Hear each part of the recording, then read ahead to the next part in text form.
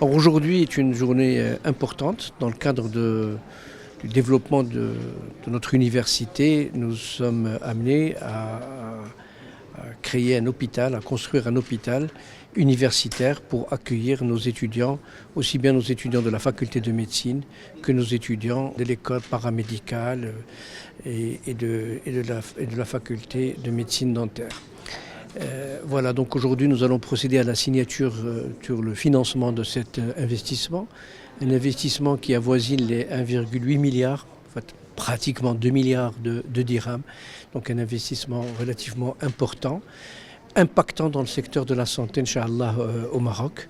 En tous les cas dans la région Rabat-Salé et Kenitra, puisque c'est un hôpital qui va compter 450 lits et qui devra permettre à nos étudiants des différentes écoles et facultés des sciences de la santé de poursuivre leur stage et leur formation au sein de cet hôpital. Cet hôpital, c'est un hôpital qui a été conçu dans le but d'être un hôpital universitaire. Ça veut dire qu'il y a la formation des étudiants, il y a la formation des médecins et cet hôpital vient à point nommé parce qu'il y a déjà une faculté de médecine qui a débuté, ça fait 2 ans, ils sont à la 2e année et l'année prochaine ça sera la 3e année de médecine, que ce soit pour la formation initiale ou que ce soit pour la formation continue.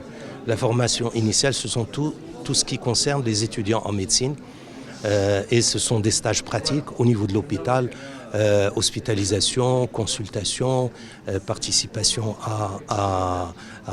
au bloc opératoire et bien d'autres formations au sein de cet hôpital.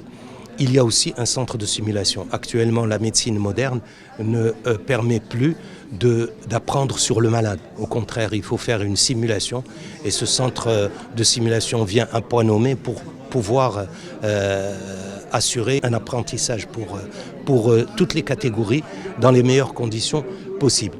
Donc aujourd'hui, on est réunis pour la signature d'un contrat de prêt pour la construction de l'hôpital de l'Université internationale de Rabat, qui est un investissement de 1,4 milliard de dirhams. Donc une partie, la moitié, 50% c'est de l'emprunt et 50% ce sont les apports en tout cas de l'université, donc les fonds propres. Aujourd'hui, cet hôpital vient compléter donc, le pôle de formation en santé. Donc, on a déjà une faculté de médecine dentaire, une clinique dentaire. Et également, de manière générale, vient compléter donc, les formations de l'université, ce qui ferait de l'université une université pluridisciplinaire, parce qu'il y a déjà un pôle ingénierie autour de l'aéronautique, l'automobile, les énergies renouvelables, l'informatique, l'architecture. On a également donc, un pôle en sciences humaines et sociales, sciences politiques et juridiques. Également un pôle de management donc qui géré, il y a une business school qui fait partie aujourd'hui partie des 100 meilleures business schools au monde selon le classement du Financial Times parce qu'elle est classée 54e, ce qui fait de cette business school une business school qui joue dans la Champions League des business schools.